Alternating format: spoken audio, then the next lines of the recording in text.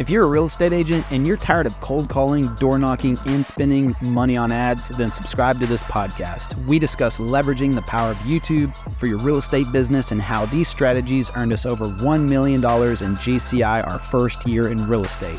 My name is Levi Lascsak and my partner is Travis Plumb. Let's get started. Well, let's get started. This is YouTube for real estate, passive prospecting. I always say YouTube for real estate. That's passive prospecting. We gotta lead with the passive prospecting. Passive prospecting, YouTube for real estate. And today we will be discussing tips for bulk producing content. This is a very frequent question that comes up quite a bit. But as a reminder, you see the link at the top if you're joining us live right now. If you're on the podcast, it's in the show notes. But of course, we did release passive prospecting. I think I gave an update last week, but just a quick update.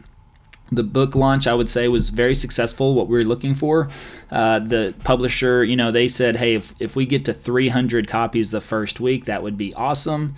We broke just over 1,000 in the first week, and they said that 95% of nonfiction books do not even reach a total of 1,000 sales. That's a lot. So honored to be a part of that. We hit Amazon bestseller, #1 bestseller in 3 different categories. I believe 4 really, but I didn't get a screenshot of the 4th one. So I don't know if that is valid anymore, right? It's not, if you can't screenshot it or document it, then it didn't happen, right? That's what people will say online now these days. But that's okay. We got 3. I did get 3 screenshots of #1 bestseller.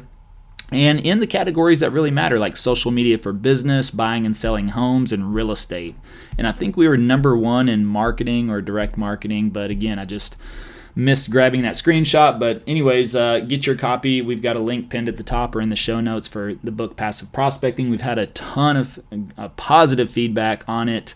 The reviews on Amazon are absolutely amazing and very detailed. I mean, they're not just like one word or, hey, great book. I mean, people are really leaving some really nice reviews. And so that is the biggest thank you could ever give to us is a 5-star review on Amazon or this podcast as well. So we're getting close to breaking 100 reviews on the podcast, and we've got up to 60 already on the book, which is great as well. So far, first week was great, but today we're talking about bulk producing content, batch recording, also what it's referred to. Basically, how do you maximize your time? That's what people are always asking, and also how do you find time? That's usually the first question. How do you find time? Or the statement comes out, I don't have time. Now, if you were to say, I don't have time to make video, I would say that's exactly why you should make video. Because if you don't have time to make video, then your time is probably not leveraged effectively enough. So this is something where I say also the video is the true 4-hour work week. We all love that book, The 4-Hour Work Week, and I spend really less than 2 hours a week probably in totality recording videos. Now, there's some other research and things that kind of go into that, and again, that's a position I'm looking for to hire out, so that I'm not so much involved in that pre and post production. But as of right now, I could say maybe 4 hours in total per week, and to get everything together and then record a couple of videos. But at the same time, it's not even per week. So maybe it really is closer to 2 hours per week, because I probably record videos maybe every other week. And a lot of that depends on my travel schedule, things that are happening, and I have to kind of work around that. I would love to block one day a month or one day a week every single time, but at this, just with traveling and opportunities, especially speaking opportunities, right now, anytime I get invited to speak, I don't say no unless we're booked somewhere else. That's only happened a couple of times, but I want to take advantage of all the opportunities that are coming our way. And so, if that's has an opportunity to travel somewhere and spread the word, then I'll jump on that. And if that's, if I block out the same time every week, then that could get disrupted. So the thing is that you just have to make adjustments. But ideally, if you're having trouble with scheduling, then this is something you just need to do it as far in advance as possible. You need to look at your calendar. We've talked about this in previous podcasts where your day starts the day before, right? Your week starts the week before, your month starts the month before, your quarter starts the quarter before, and your year starts the year before. So, we talk about this on scheduling out for the year. Halfway through the year, probably around June, July, August, you'll start seeing events and conferences released for the next year. Sometimes they're already out a whole year in advance. I've gone to conferences and they're already promoting the conference for next year. So a lot of these places will have the venues booked out, ready to go, and you can get early bird pricing. So we always usually book an event from an event because we get the best pricing. It puts it on the calendar in a year and it gets blocked off. So we block out for the macro. So we try to schedule as many events as possible before the year starts. And we're working on those way ahead of time. So we look at that takes care of the macro. Then we start looking at quarterly. Quarterly, what do we need to do on a quarterly basis and get that stuff scheduled in there? And then each month, is there something happening in particular months, or are we having monthly team meetings, which we do? We try to do that on the first Friday of every month. We try to do at least monthly or every other month team events, like team building events, fun activities, things like that. So we got to get that on the calendar.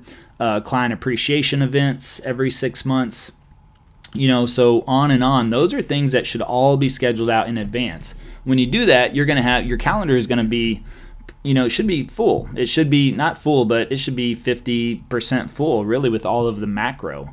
Then, you start working on the month before. You should start really kind of planning that out. And if you plan out your days that you're going to record, because your month should already be mostly planned out for the macro. So if for some reason you've got a conference coming up the third week, then you just work around that. And so you have to find the times that will work for you. And if that is the exact same time every single week, then put it on the calendar for that time every single week. If it's going to be every other week you want to do that, then block that time on the calendar. If it's going to be once a month, I do know people that will block one day, like the first Monday of the month or the first Friday of the month, and they will film for 12 hours. That doesn't seem very fun to me. I know that I do believe in video fatigue and talking fatigue, and just as I recorded the Audible version of the book about 2 weeks ago, that after about 4 hours of reading out loud, then I started to get fatigued, tired, started tripping over my words a little bit more. So we drug it on for another 30 minutes or so, but even the engineer was like, yeah, it's probably time to call it quits. I was like, I can power through it. I'll make it all the way through. But, somebody else watching was saying, yep, it happens. Don't worry about it. It's not a big deal. Just let it go. Come back the next day. And that's what we did. Just scheduled another time, come back, finish it up. Allow me to take a quick break to remind you that we have very important links in the description below. If you want the full story of how we closed over $1 million in commissions our first year and over $2.3 million in commissions our second year, check out the first link. Also, you have the link to our #1 Amazon best-selling book, Passive Prospecting. Last, if you enjoy this podcast and you're a giving person, leave a 5-star review, please. Now back to the episode. And work on that. So, I don't know, recording for 12 hours in a day doesn't seem very appealing to me, and I couldn't imagine the last 6 hours after you record 6 hours. That's a lot. You'd have to take, I don't know. That would be a lot for me. So I prefer doing them in smaller chunks. And a lot of times right now, what I'm doing is I just find the openings on my calendar. Now, where I want to be this is the goal for me, is between 8 to 9 every morning, even though I know we're doing this. Normally I do these calls on Tuesday and at 10:30, but from 8 to 9 every morning, this is my vision of what will happen once we bring on that content curator, is the position we're hiring for, is that person will research topics and basically outline the videos. I'm not going to read from a script or do a teleprompter. I like to do it more natural. But if I have the notes that I can read through and get the general idea, it helps me. It triggers my memory. So if it's about a certain area, certain suburb, then I can talk about that as if I just have a couple of notes. And especially if we're talking about stats or things like that, that's very easy to put down. So I want to be the person that comes in and has 5 videos for the week, but ideally record one in the morning, because I can do that in one take. And when I say one take, I mean I just hit record and let it run. If I mess up, I just restart the sentence. If I stumble over a word, I might just backtrack. I know the editors are going to take my back on everything. So if I record for 45 minutes, the whole file, well, it may only be a 25-minute video. There may be 20 minutes that get cut out of me looking at notes, gathering thoughts, correcting myself here or there. So I know that I can do that within that time frame easily, 1 hour. And so that's why I'm saying if you're able to do that, once a week, and maybe you do that for 2 hours, you record one video after the other, then you should be done for that week. Now you need to be several weeks in advance if you're just recording the amount of videos each week that you're publishing. So that is something else you have to consider. But what I would want to do is record one video each morning, 5 days a week. Now we're only going to publish 2 or 3, but that starts to allow me to build up quite a bit. It allows me to put a couple in the in the storage bank, right, or in the scheduling queue, you could say. And what that accounts for is that whenever I do travel, the following week, if I need to be out on a Wednesday, Thursday, or Friday, I either have the choice. I can either double up on that Monday and Tuesday or Wednesday before I go out of town, or I have enough scheduled in the queue that I don't have to worry about that, and I can just continue as I go on from there.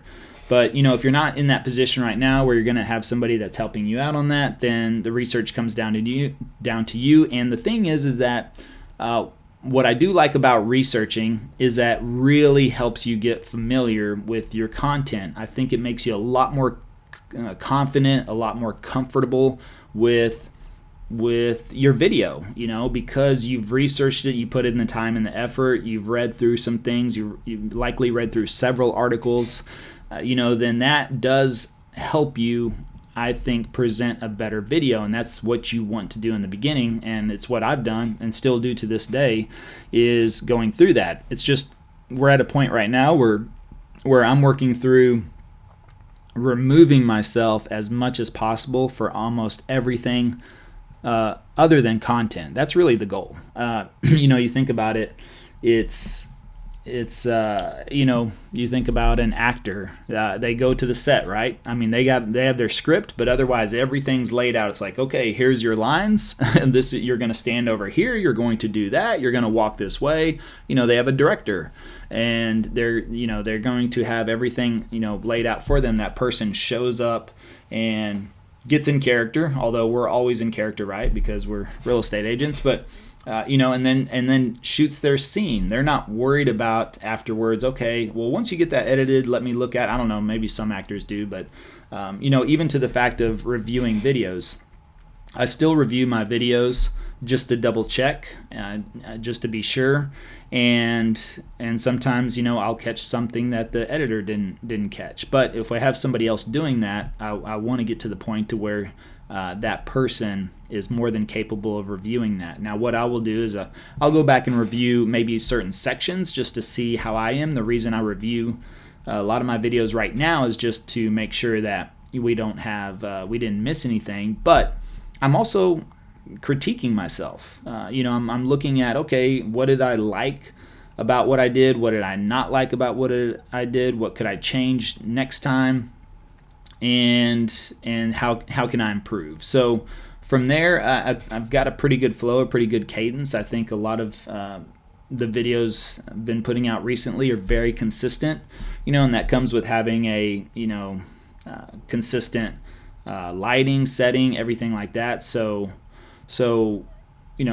starting out the same way, but ultimately, work on work on finding what's going to fit inside your schedule, and then you have to, you just take the time to do this. The thing is that if you schedule every Tuesday afternoon, Tuesday afternoon's not typically that busy in the real estate world, maybe. So if it's Tuesday afternoons, just block that time. Now you have to be in a position where you're okay with if somebody reaches out and says, "Hey, I want to talk on Tuesday afternoon."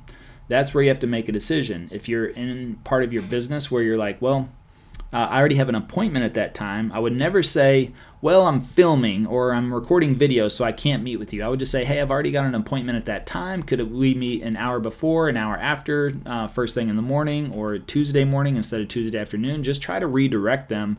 And ideally, I've never had an issue. Nobody's ever told me that they don't want to work with us because I can't meet with them at that exact time. But if you have an appointment with another client or you're showing homes, and somebody calls you, what do you have to say? You have to say, "Well, I'm actually on another appointment, so I can't do that time. Can we do a different time?" And everybody's usually always okay with that. They understand that. Plus, I think people like to work with people that are busy. Not too busy for them, but they know that they have business to deal with versus the person that's just sitting around waiting to jump at their every move and is available and then desperate because this is their only client. But you want to just be in a position where you take control of this. And once you get in that consistency and flow, which also I would recommend doing video as consistently as possible in the beginning. If you do video once a month, as far as batch recording in the beginning, I think it's going to be very difficult to find your rhythm and your flow as to where if you do a video a day or every other day, or you do 2 or 3 or 4 in a row on a Saturday, whatever the case may be, then it's easier to kind of get in that flow and work up that muscle memory, right? For me, it's always easier to just go to the gym every day. I mean, for me, Monday was always is always like the hardest day, right? I love Mondays. I'm not the person that hates Mondays, but coming off the weekend, that's usually where people, it's harder to get out of bed. It's harder to get to the gym. It's kind of harder to get kick-started, but think about how you feel on Friday. On Friday, you've been going through the motion of getting up, going to the gym, staying on diet, making your rounds, making your calls, talking to your people. And by Friday, you're like, all right, man, you're feeling energized because you're in a motion, you're in a flow. And then when you take that time off, then usually it's a little bit harder to start. And so this was a concept that I developed in the military, unknowingly, but I just thought about this because I thought we used to have to train for PT, what they called PT test. A PT test was you had to do that. It's a physical training test, which you had to test regularly in the military so that they wanted to make sure you stayed in shape, right? The last thing they want to do is take you out on the battlefield and you can't run or you can't, push up your own body weight. So it consisted of the number of push-ups you could do in 2 minutes, the number of sit-ups you could do in 2 minutes, and what you could do a 2-mile run in. So for me, I started to realize, because anytime we do the PT test, people would always say, "Hey, take the day or 2 off before the PT test." Right? You gotta rest. You want to be rest and relaxed and ready to go for that PT test. And so that's what I used to do. I would, we would work out. We would work out very consistently, of course. It was a requirement when you're on active duty to work out every single morning, and usually outside, no matter what the temperature or weather was. I mean, we worked out in the rain. We worked out in the freezing cold. And back in the day, whenever I was there, early 2000s, the equipment was not like it is today. Now you have all this weather tech. They have all this weather tech gear. I mean, literally, we had like sweatpants and a sweatshirt from Walmart. It seemed like, maybe not even Walmart, but you were just issued standard sweatpants and a standard sweatshirt that said Army on it, and you got these leather gloves, and they would give you a beanie, a beanie cap. But that was it. That's all you were allowed to wear because you had to be uniform as well. You had to look like everybody else. So you weren't allowed to, modify or do other things. So we'd go out there in these cheap, thin sweatpants and sweatshirt. It'd be freezing cold in the mornings, be out there at 4:30 a.m. It was a good time. But, PT wasn't required on weekends like Saturday and Sunday, and that's what I started to realize. Well, when we had PT test, I would take a day or two off before, or if it was on a Monday, take that weekend off, and I started to realize that I was always tired, or it always seemed harder. I was like, wait a second, I can do 2 minutes of push-ups, 2 minutes of sit-ups, and a 2-mile run, no problem. But when I took a couple of days off and then just tried to do the test on its own, I just always felt like I did not as well as I should. And so what I decided to do is I was like, you know what? I'm gonna work out the day before, up to, because I started to think about it. Man, on Friday, I always felt the best because I'd worked out for 5 days and I was in the motion and in the habit and in the routine. So it was always easier. And so I thought, well, I'm just going to work up to the day of the PT test, and I'm just going to treat the PT test like a normal workout day. And all of a sudden, my scores got better and I started to do better, and I felt, more energized and ready and prepared for that PT test. And so that's something I think is kind of the same with video. When you're starting out, if you can record consistently, or if you try one video a day, then that's going to get you in the motions, get you in the habit, get you in the routine, and it's going to get in the reps a lot sooner rather than later. So first of all, if you try to record once a month, not only are you looking at that as probably a daunting task, but it's going to take you, some time to get warmed up. Once you get warmed up, then you're going to have to worry about fatigue. I mean, I think that's a lot. If you do it once a week, well, that's better, I would say, because then it gets you in the routine. But if you could do something a little bit every day in the beginning as well, and again, doesn't mean you have to publish that content, but just work on that, start working on your muscle memory, then you develop that routine. And then it makes it a lot easier if you want to go to once a week or once every other week and bulk 2 or 3 videos at once, or 3 or 4. For me, I think I've never done more than maybe 4 videos in one day. I just feel like that was probably the max that I wanted to do. But now ideally, I think I would love to just knock one out in the morning, and then I don't have to worry about changing clothes, doing all that other stuff, because I'm going to wear something different every day regardless. But if I'm able to do that, then I will work through that. And this is what I also highly recommend for part-time people. For part-time people, I don't think there's any better way to transition to full-time real estate other than video. If I worked a 9 to 5, I would not want to come home and make calls for 2 hours a day in the evening, or go out to networking events or I just would not want to do that. But if I came home Monday through Friday, 9 to 5, hung out with the family, ate dinner, did that for 2 to 3 hours, let's say 3 hours at the max. By 8 p.m., you need to have a discussion, with your spouse and the family and say, look, I have a goal to get into full-time real estate, so I need to make a video per day. And so by 8 p.m., you sit down, and if you record that one video, that's it. And if you did that Monday through Friday, you would have 5 videos a week.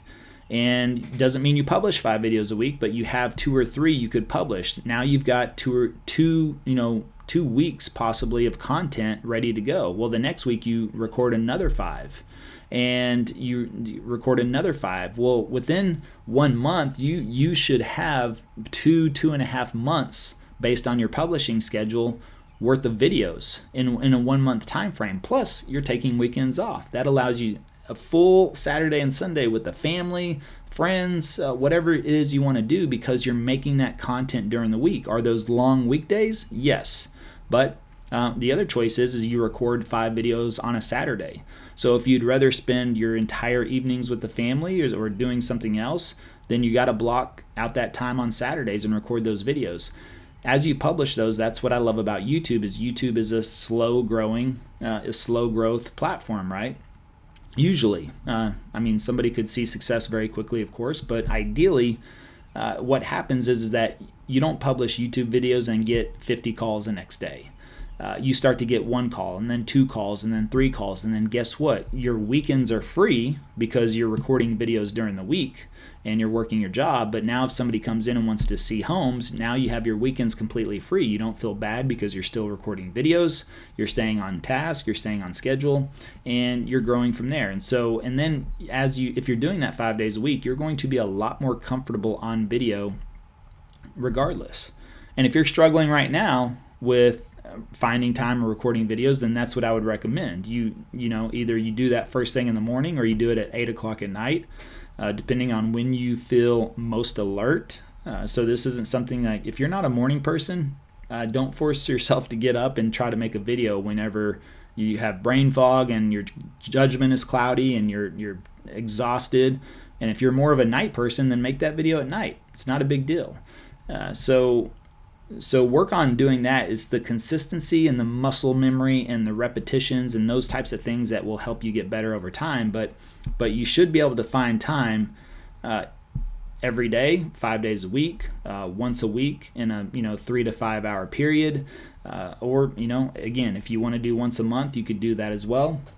But I think the consistency on days, or at least weekly in the beginning, is more ideal, so you can just stay in the groove of that versus taking long breaks off, because then I think it's always a little bit more feels a little bit more rusty to get up there and start again. So I say with just going back to recap, you have to schedule out, all your macro, your large items for your year, your quarter, your months, your weeks, and then see if there's consistency and gaps. Like if you notice, oh man, Tuesday afternoons are pretty open usually, and you want to block out 2 or 3 hours during that time, then do it.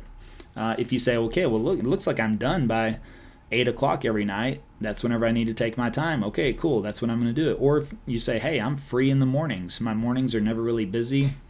Spouse takes the kids to school or whatever. I don't mess with that. That would be a great time. Actually, when they take the kids to school, then I use that time right then to record, because I know that's going to be the most quiet in the house ever for that time period. So think about those times when you have those windows, and then you just have to block it off, and you have to sit down and you have to press record, and you have to, just get moving through that. So it's all really just about your planning and your process and what fits in your schedule, and then making it a priority. And that's really the key factors there.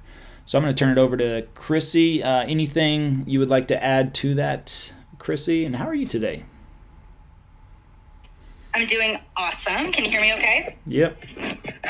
Yeah, I would just say, overall, and we just really got done with team planning meetings this last week, and one of the main things that we talked about was just really systematizing a lot of what you're doing. And I think that's a lot of what we emphasize in the course and in video editing, is just creating a system for yourself. And so I would just take some time and really think about when, just like Levi was saying, when is your ideal flow happening during the day? When's your ideal time to record during the day? And then make it a non-negotiable. If you make it a non-negotiable, like it's its own appointment and it's never something that you can miss, you need to really put yourself first in that way, just like you would with one of your real estate clients. You would never cancel on a real estate client if you knew that they were going to be selling you were going to be selling them $1 million house, right? So just kind of think of it that way, that you can't negotiate with your own time. Because I think a lot of us do that, where we're like, well, we try to make compromises, and if we need to switch things around, the first thing we look at is our own schedule and what we're kind of in control of, and think, oh, okay, well, I can push that off because, it's just me. Well, and I would just say, as far as like creating your content, that needs to be a non-negotiable with yourself, and you need to put yourself first in that way. Treat yourself like your own client, and that will really help you with your schedule and making sure that gets done. Yep.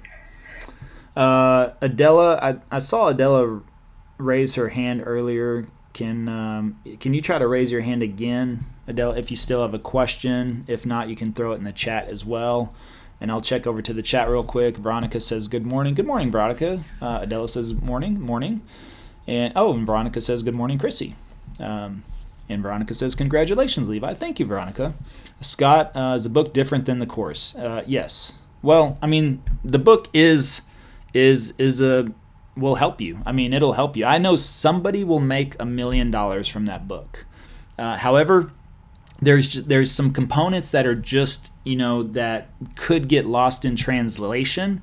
Putting a visual, platform, which is YouTube with video, into written word. So I did the best I could to really, give somebody the opportunity to go through the book. But, if you really, really want the full story, in-depth tutorial with the visuals, because in the course I do everything on video, walk you through 100%.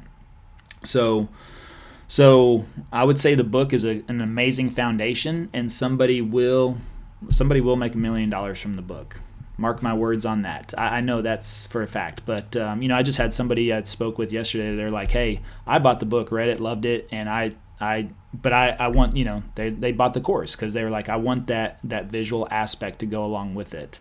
So yeah, it's really how you are. The book is really for those readers and writers. A lot of people right now couldn't sit down to save their life if they had to read a book, but they could go through a video course and have it walk them through there. So we try to just cover all aspects, to help out people in their journey.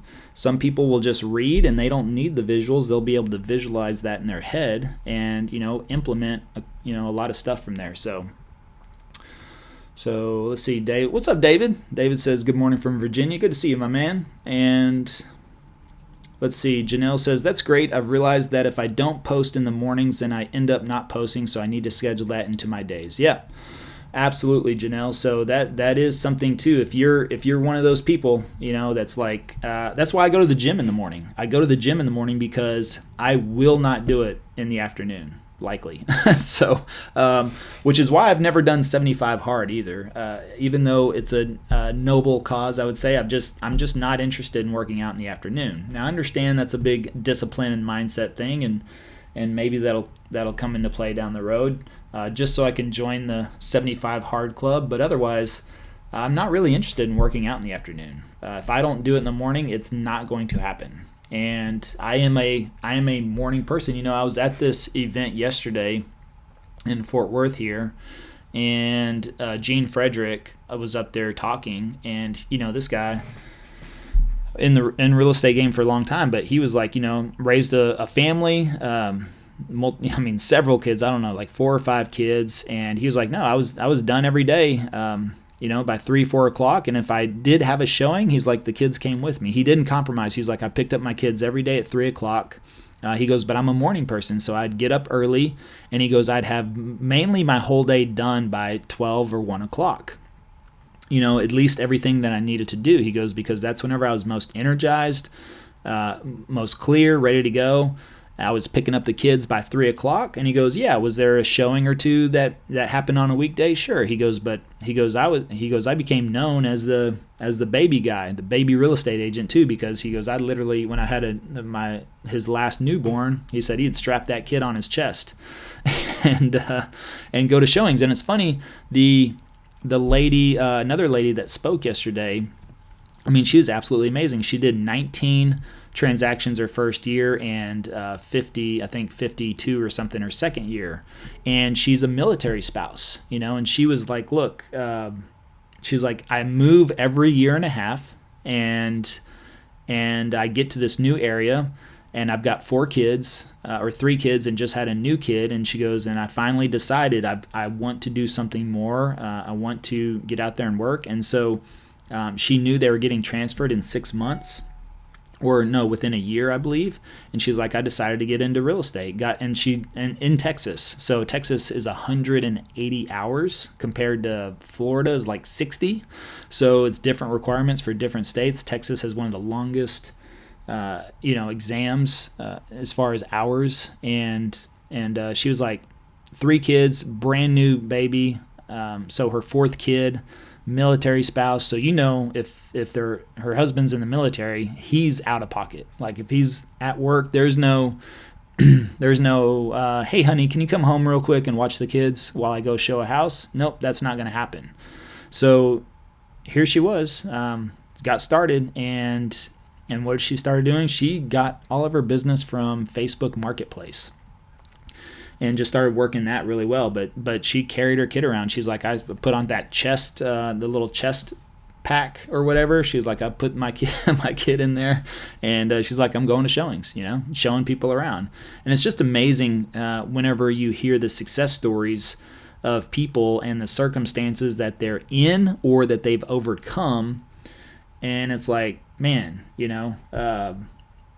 if they can do that, then what can we do? And a lot of us are not in those situations, so we have the room, to do that and continue to work on. So anything's possible. You just have to work through that. So that's right. Yep. Janelle says, if you want it, you will make it away. That's right. Let's see. David says, I love that because my kids go with me every day. There you go. I mean, what a great way to teach them about real estate as well. Scott says, yeah, I've taken the course and loved it. Just wondering if the book will add any additional value. Well, you never know, Scott. That's a good statement as well. I would say that why not? The thing is that sometimes you have to go through things a couple of times, or maybe a couple of different versions, and something may click for you differently. So we're getting a lot of feedback of people are sitting down and they're saying it's an easy read. One guy. This guy I met with last week, Zach, who I met in Vegas at an event. He is business partners with Evan Carmichael, and Evan Carmichael is a pretty big deal on YouTube, 3.5 million subscribers, interviewed everybody from Tony Robbins to Oprah to, he's just, he's a player. And so I met his business partner who does YouTube, YouTube analytics and data and strategy and things like that.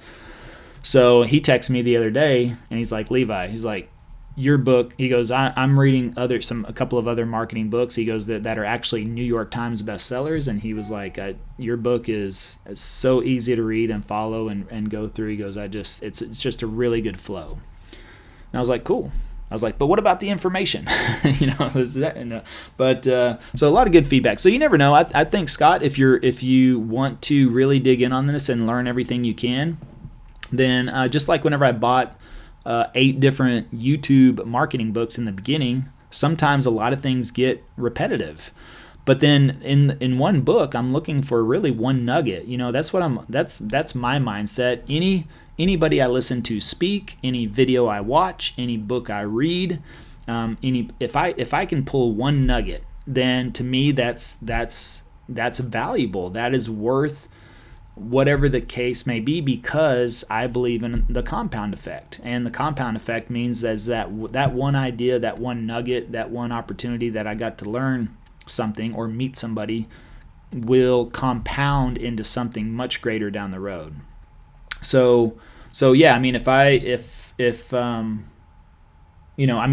gone through YouTube Secrets a couple of times, probably 3 to 5 times. I've at least listened to the Audible, I know, probably 3 times. So I'll pop that back in. I know people that read books every year. They'll read Think and Grow Rich, or How to Win Friends and Influence People, or Rich Dad Poor Dad, or something. They kind of have a couple of books that they read every single year, because just sometimes things will stand out to you more than before. We get this on the course all the time, right, Chrissy? People go through the course, and what was it? Yep. What on Monday? I did a call on Monday, and like 3 different people asked me like, how do I name my channel? And I literally go, man, y'all are giving me a complex. I feel like maybe I didn't explain that well enough in the course, because they had gone through that, but sometimes. People could go through the course and they still don't grasp. They miss things. You miss things. You get one little text message. You pause. You leave. All those types of things happen. Think about when you read a book. Sometimes you read a page and you're like, wait a second. I don't remember a single thing I just read. So let me go back. I do that a lot, which is why they say you should, play music in the background. I would recommend you listen to the book. That's what I've been doing recently, is buying the Audible and the hard copy, so I can listen to the Audible as I go through the book. Because if I don't, my subconscious really starts to wonder sometimes, and I'll read a chapter, or I'm not usually a whole chapter, but I can go through a page or two sometimes and be like, whoop, wait a second. what just happened here. So let's see. Matt, I see you're on the stage, although, yes, Chrissy? Yeah, one thing I just wanted to say before we moved on too is that what you're going to get in the book that's kind of different than the course is you're going to basically get like a very quick version of almost every training Levi's ever done. That includes some storytelling, that includes some of the visuals, some extra visuals. There's a lot of stuff that it's in the course, but it's it's drilled down in certain areas. And so I feel like, again, just kind of going back to what Levi said, is like it's approaching your learning from multiple angles. And the best learners and the people who retain the most are the people who approach things from different angles. It's the people who listen to the audiobook, who read the book, that do the course, that attend the trainings. Those are the things that are going to make you a lifelong learner, and you're going to be able to absorb things and understand things differently. So I think it really comes down to just a different angle, but you're also going to get lots more stories and kind of get a fuller idea of who Levi is, plus like why he chose to do things the way that he did things. The course is the how, and there's a lot of how in the course, but this is a little bit more of the why behind it, and I feel like it's just a little bit more in depth and kind of gives you a bigger picture of what you're trying to build in the long run, versus just like immediately what you need to build your channel. So it's really a culmination of like every training and webinar and speech that he's ever given. So that's why I would say it's just a fuller picture and drilled down in different areas, if that makes sense. Yeah. Yep. But I think you should get both, is what we're trying to say.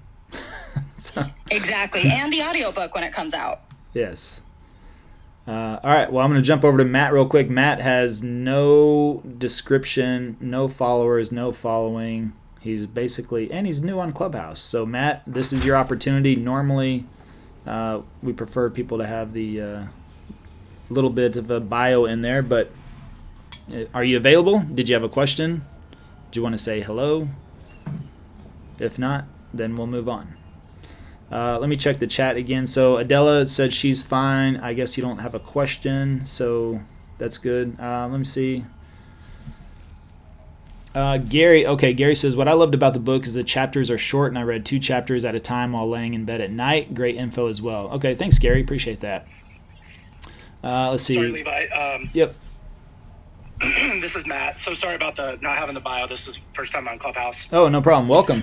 Thanks so much for putting this together. I really appreciate you sharing all your knowledge. I'm about, I think, 60% through the course. I just had a question. I'm a lender, and I'm curious from like a branding perspective.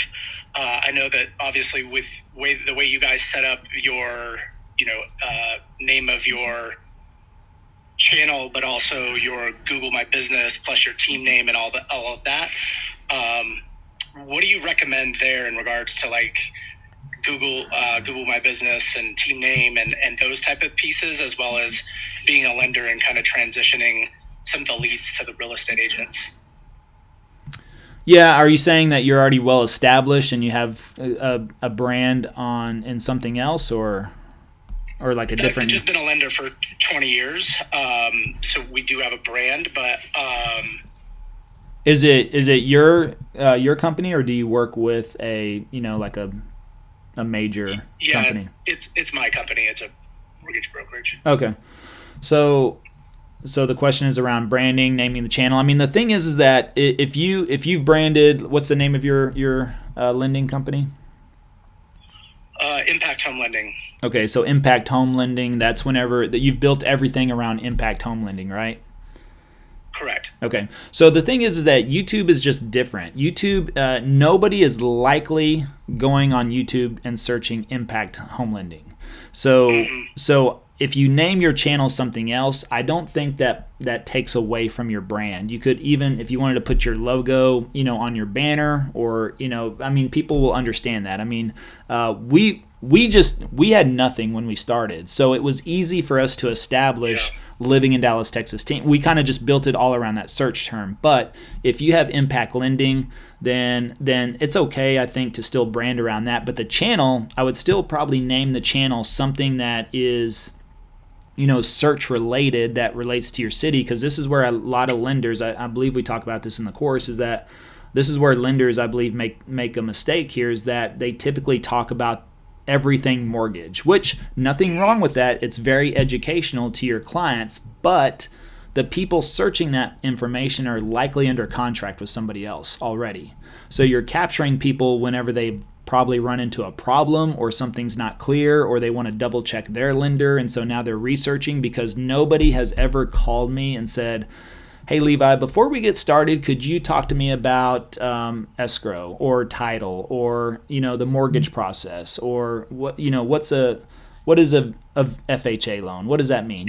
They always call and say, hey, can you tell me about the area? Can you tell me about the schools? Can you tell me about the neighborhoods? And so that's where lenders, if you lead with that information, you're going to capture people in the research phase versus the under contract phase. And so I would just say your channel could still be named around a search term. Google My Business, that's a different animal as well. I mean, you can get found in search. I mean, if anybody searches living in Dallas, Texas, on Google right now, our Google business profile is probably going to pop up, and it's going to take up 50% of the homepage of Google, which is very, very powerful. So again, people are not likely searching impact. Now, if you have impact as a Google business profile now, and you want to build off of that, I don't think that's a problem. And it just depends on if you're running ads or if you're not. I would say organically, the only people that ever find that page is probably when you send them there to refer or to leave a referral or a review. So that could be, the thing is, just because people are not, that's not what they're going to search. Nobody's going to say impact unless you've got this huge, brand in your area. You're running TV commercials, print ads, basically you're everywhere. Then people would probably likely search it. But we did the things we did because we were brand new. So it depends on your current marketing strategy, how well you're known. I mean, if people are searching your company, then you're probably fine the way it is. I'm not sure how I feel about like a second Google business profile. So I would probably just stick with impact. If you've already got 30, 40, 50, 60, 100 reviews there, you could build off that, and you could link that YouTube channel as the website on that Google business profile. That's the only place that we link our channel. And so, and you could send them to that. And then you would definitely want your logo or something like on your banner so that they have instant familiarity. So that does that kind of help out? That does a lot. And I'm thinking about maybe just almost having thinking of I'm in Denver, so living in Denver is its own brand, and it's just a marketing company that sends leads to agents, and then obviously us as the lender, right? And then just try to build that up is what I'm thinking about. So okay, yep. So I think just kind of think about that, how you want to proceed, and go forward from there. Awesome, thank you so much. Yeah, you're welcome. And just FYI, on Clubhouse, typically the sooner you can fill out your profile and then link your Instagram. Sometimes if you go in rooms, people won't want to bring you up because they might think you're a spammer or something, which we've gotten hacked sometimes. Not hacked, but people will come on stage and start ranting about random, sure. Or they're a Nigerian prince, and they've got a $10 million they need to transfer to you real quick. But cool. Welcome, Matt. Welcome. Thank you. Yeah. Appreciate your time. Thanks for your help. All right, David, what's up? I see you there, David. Are you with us? Do you have a question, comment? Anything we can help you out with today? David going once, going twice. All right, well, let me see. Let me check the chat real quick. Let me see. Scott said, thanks, Levi. I'll buy the book after this podcast. My man, Scott. Thank you. Appreciate that. My biggest challenge is editing, but I have a call set up with you guys on the 28th. Awesome. Absolutely. So, yeah, happy to help you out on that. And I think that pretty much wraps it up. I didn't see anything from Adela. I just want to make sure you're taken care of, but she says she's good, no questions. Okay, gotcha. And Are you able to hear me now? oh, what's up? Yeah. Hey, sorry about that. I didn't realize I had to hit the microphone button. Oh, no problem. Yeah. No, I was just gonna give you guys a shout out. I'm actually in the car right now, driving to meet my first appointment from my YouTube channel. So it's pretty exciting. Real awesome. Congratulations. Yeah, so I've got a guy that is flying in from Colorado looking at like a $650,000 property. So we're meeting in like 30 minutes. Man, that's awesome. How long have you had the channel up? Yeah. Christy will probably know, but I think I've probably got about 10 videos posted and probably another 8 in the hopper right now. Oh, cool. Yeah, a couple of them are up to like 3,000 views, so I'm real happy with the way things are going, getting a lot of comments and things like that, and maybe 3 phone calls so far. Man, that's awesome. And 10 videos? That sounds like way faster than we grew. Yeah, I was surprised. There was like one video that was up to almost 3,000 views within like, a couple weeks. So I don't know how it got picked up or whatever. Well, I would go back and whatever that subject was, look at it and, see if you can make up another video or something. Yeah, so definitely will. I'm just following the format and really appreciate what you guys are doing. I was actually down in your neck of the woods, Stephenville, last week. Oh, really? About got caught in that hailstorm. So yeah. What were you doing down there?